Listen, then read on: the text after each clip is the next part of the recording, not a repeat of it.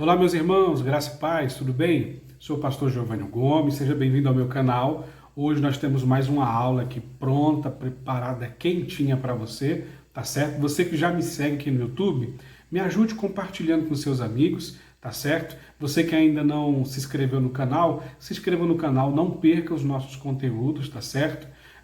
Fique por dentro daquilo que estamos tratando aqui com relação à palavra de Deus, a palavra que transforma, a palavra que anima, que levanta, né? Que é a própria palavra de Deus, a palavra viva e eficaz. E hoje vamos falar um pouco sobre um tema muito pertinente aos nossos dias, hein? Vamos falar sobre o anticristo. Então eu queria convidar você que está me assistindo aí agora, compartilhe urgentemente aí com seus amigos. Vamos falar um pouco sobre o anticristo e entender um pouco sobre esse personagem bíblico, o que ele fará, como será, suas obras, sua atuação. Um tema muito importante e propício aos tempos e dias que nós estamos vivendo, hein? Tá certo? Então, vamos lá. Vamos começar aqui o nosso estudo bíblico de hoje.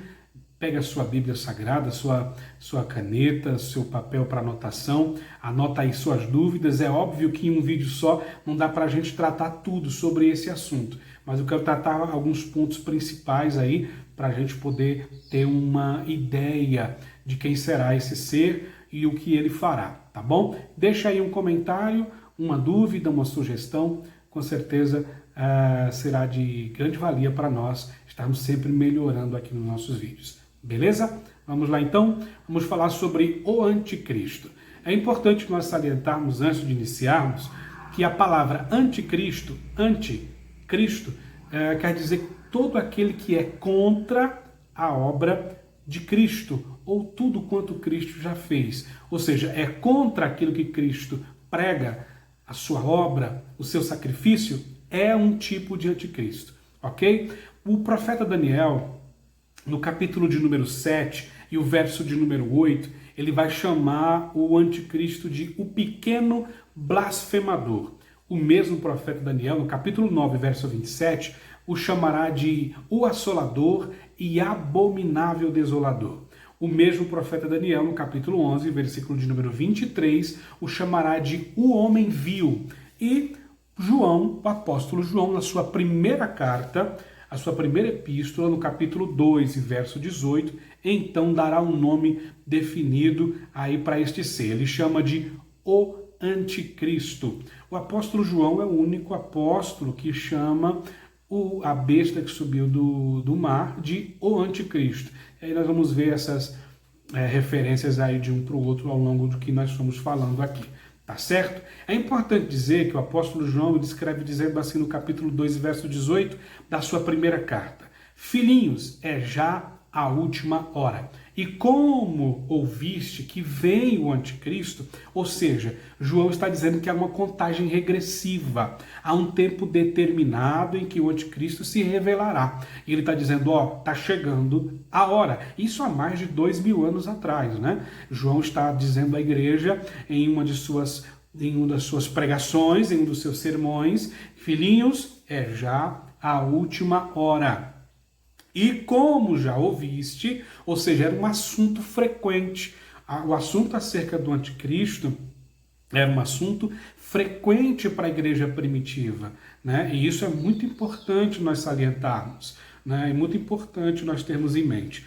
O que o apóstolo chama de o anticristo refere-se a uma figura humana, um homem, uma pessoa, pois em 2 Tessalonicenses capítulo 2 e verso 4 está escrito assim: de sorte que se assentará como Deus no templo de Deus, querendo parecer como Deus. Essa é uma das obras, das ações que este ser, este homem, este líder político chamado o anticristo terá como obra enquanto ele estiver vivendo aqui entre os homens, estabelecendo o seu governo.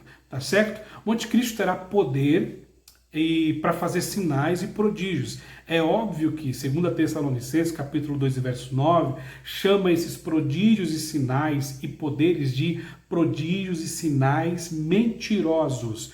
Porque ele é o pai da mentira. Nada que ele faça a verdade nisso. Então ele se utiliza desse poder que é dado a ele pelo dragão, que é o próprio Satanás, para realizar sinais, porque o homem, o ser humano, ele é muito...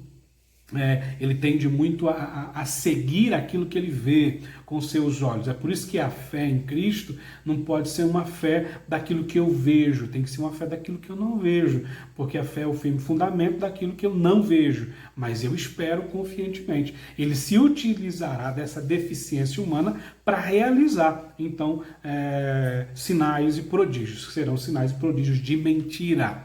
Tá certo? O anticristo, além de tudo isso, será um líder extraordinário, pois ele recebe o poder do dragão, que é o próprio Satanás, para tal fim. Será um líder que o mundo jamais viu, alguém irresistível em palavras, em discursos, aos olhos humanos. Em Apocalipse capítulo 13, verso 4, diz assim: e adorarão o dragão que deu à besta o seu poder. A besta aqui é o anticristo. E adoraram a besta, dizendo: quem é semelhante à besta?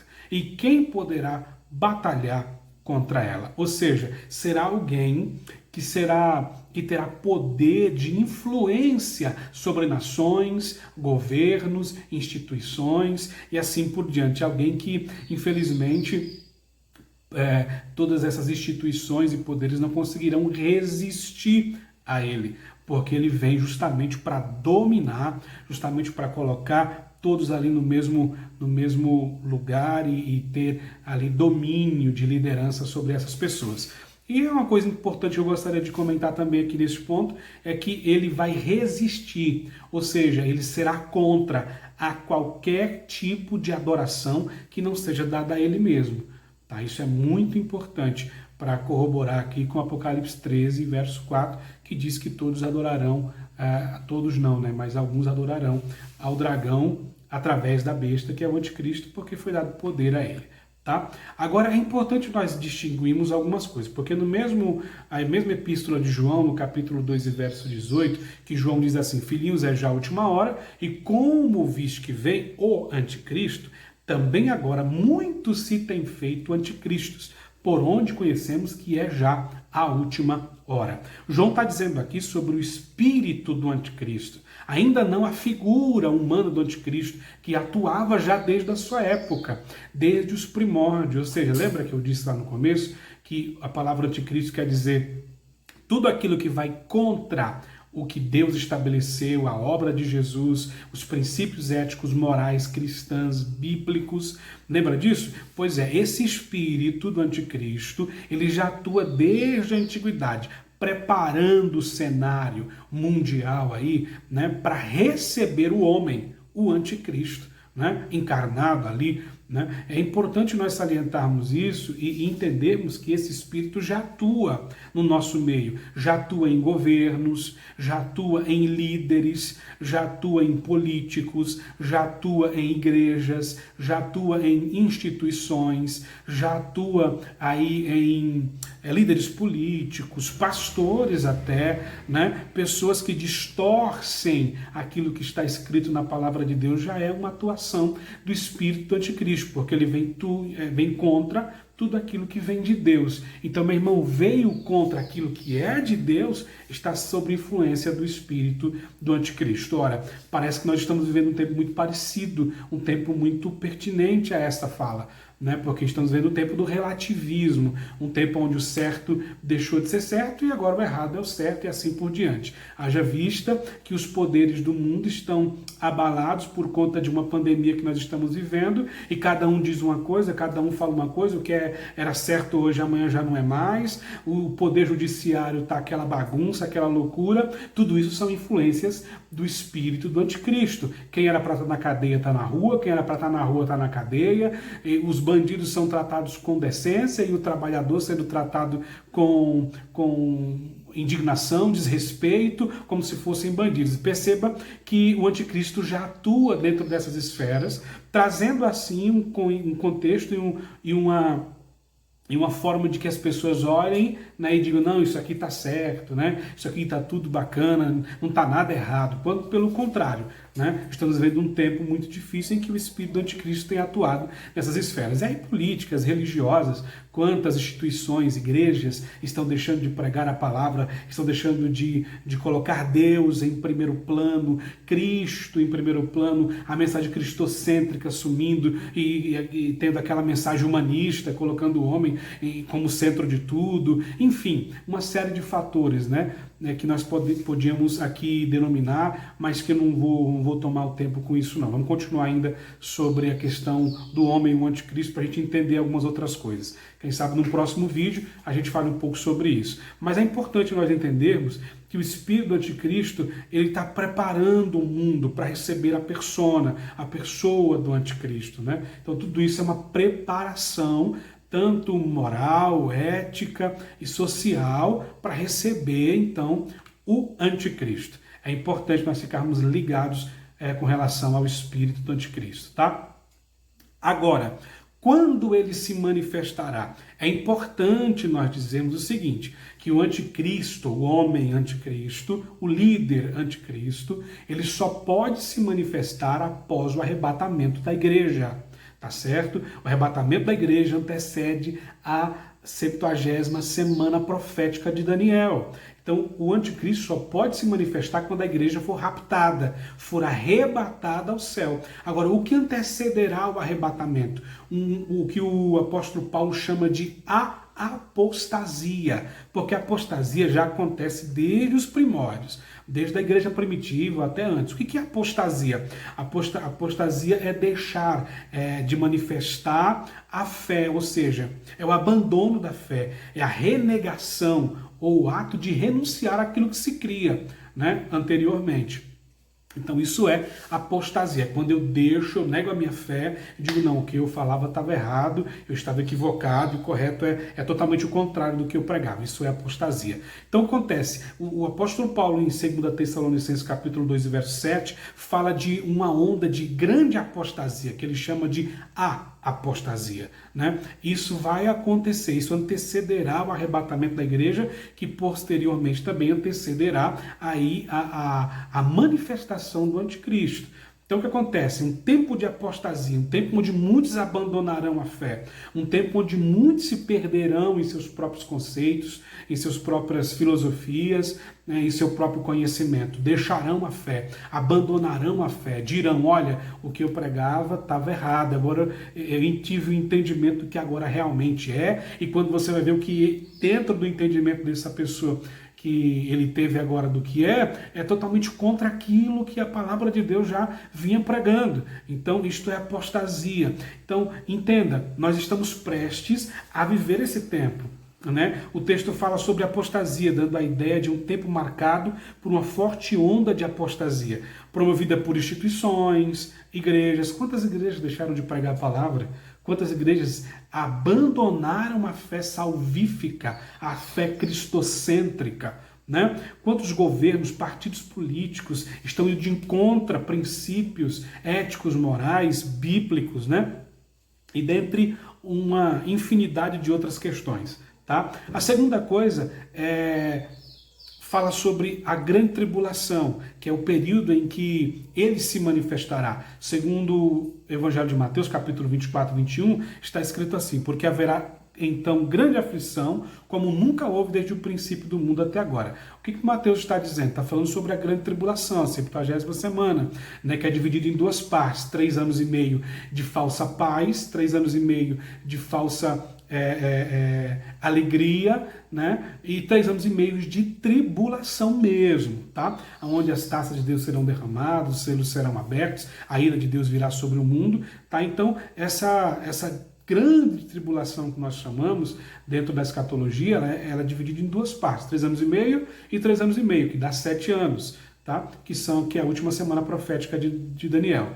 Então isso é importante nós falarmos, porque na primeira fase, que são os primeiros 3 anos e meio, né, esse ser, o anticristo, esse líder mundial, ele implantará, né, uma moeda só, uma única moeda, uma única religião, né? No caso, uma igreja ecumênica, uma falsa religião, um sistema econômico totalmente voltado ao seu controle, né? Esse é o primeiro período da grande tribulação, aonde ele vai chegar vai ser dado e tido pelas nações como o Salvador, né? Porque ele vai conseguir resolver problemas que a humanidade jamais conseguiu resolver, que partidos e governos e nações e líderes nunca conseguiram trazer solução. Ele vai trazer solução, implantará essa moeda, ou seja, a crise econômica vai acabar, a fome vai acabar, a peste vai acabar. É claro que tudo isso por um período de tempo, porque será falso, será algo maquiado dentro de um poder diabólico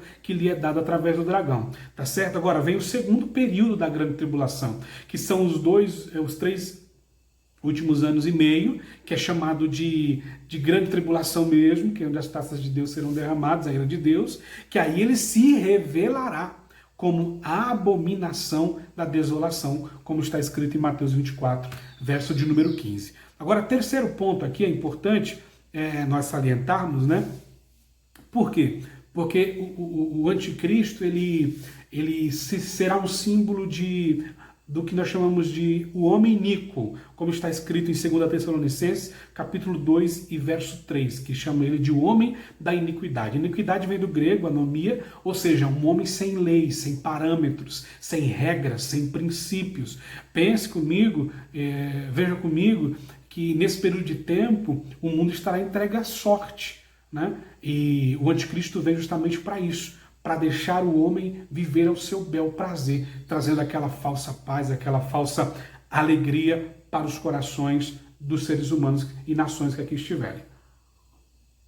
Mas é importante nós também entendermos, aqui no ponto 4 que eu quero falar com vocês, é o seguinte, que a única coisa que impede ainda do anticristo se manifestar é justamente a igreja. Lembra que eu disse que ele não pode se manifestar enquanto a igreja estiver aqui? A igreja é meio que o equilíbrio entre o bem e o mal, né? E que impede a atuação do próprio anticristo homem. Ele não pode se manifestar enquanto a igreja estiver aqui. 2 Tessalonicenses, capítulo 2 e verso 6, está escrito assim: e agora vós sabeis o que detém, para que o seu próprio tempo seja manifestado. O verso 7 diz assim: porque já o mistério da injustiça opera, somente há um que agora resiste, até que do meio seja tirado, fazendo alusão à igreja. Tá certo? A igreja é a última esperança da humanidade que resiste à chegada do anticristo. O anticristo só pode atuar quando a igreja for arrebatada, né? Nós já estaremos com Cristo na glória. Tem um vídeo falando sobre as bodas do Cordeiro, que fala muito bem sobre esse tempo. Se você puder, clica aí, assista, tá? E entenda um pouco sobre esse período quando a igreja é arrebatada e aonde ela estará. Ela estará nas bodas do Cordeiro. Tá? 1 Tessalonicenses, capítulo de número 1 e verso 10, diz assim: ao esperar do céu o seu Filho, a quem ressuscitou dos mortos, a saber Jesus, que nos livrará da ira futura. A ira futura aqui é a grande tribulação, ou seja, nós não participaremos desse evento. Nós estaremos com Cristo, seremos arrebatados, tá certo? Tem um vídeo sobre o arrebatamento, dá uma olhada lá que você vai entender um pouquinho mais sobre esse assunto também.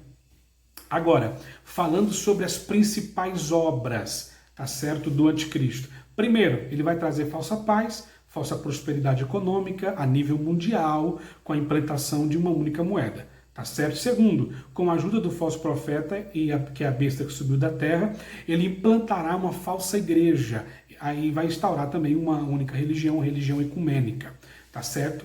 E, em terceiro lugar, ele vai reconstruir o Templo de Salomão, em Jerusalém, para, com isso, ganhar a confiança de Israel. Eles firmarão um acordo que durará 3 anos e meio, mas no fim de 3 anos e meio, o anticristo entrará dentro do templo, sentará no trono e vai querer ser adorado como Deus, vai querer que ofereça um sacrifício para ele. E aí Israel vai dizer: opa, peraí, a gente não adora um homem, a gente adora a Deus. Eles não vão concordar, vão rescindir ali então esse pacto, né? É onde começa o período de 3 anos e meio de intensa perseguição contra Israel, que é o período da grande tribulação, mesmo ali os últimos 3 anos e meio. Tá certo? Em quarto lugar, ele terá ao seu lado ali aliados, um bloco de 10 nações, conforme mencionado em Apocalipse capítulo 13, verso 1, que são os 10 chifres. Tá certo? São um bloco de nações que estarão ao seu domínio, estarão ao seu lado, serão seus aliados, e com eles ele irá dominar ali as nações, implantando seu regime diabólico. Agora, é importante para a gente encerrar o vídeo, para não ficar um vídeo muito longo, a derrota final do anticristo. Deixa eu te dizer uma coisa, olha só, escute bem isso. Esse ser já tem prazo, já tem fim decretado, pois Jesus Cristo próprio aniquilará o anticristo. Aliás, ele e a besta, que no caso seria o falso profeta, serão os primeiros a inaugurar o lago de fogo. Em Apocalipse capítulo 19, verso 20, diz assim: e a besta foi presa e com ela o falso profeta, que diante dela fizeram sinais com que enganou aqueles que receberam o sinal da besta e adoraram a sua imagem. Estes foram lançados vivos no ardente lago de fogo e enxofre. Ou seja, esse ser tem prazo e data determinada para ser aniquilado. Tá certo? É claro, pessoal, que em um vídeo apenas aí de 20 minutos não dá para falar muita coisa. Eu não quero que o vídeo também fique muito longo. Provavelmente vamos fazer outro vídeo com relação ao tema para falar de pontos que nós não falamos aqui. Mas deixa eu te dizer algo, em nome de Jesus, esteja vigilante, porque o tempo está próximo. A profecia de João, capítulo 2, verso 18, é eminente, é já a última hora.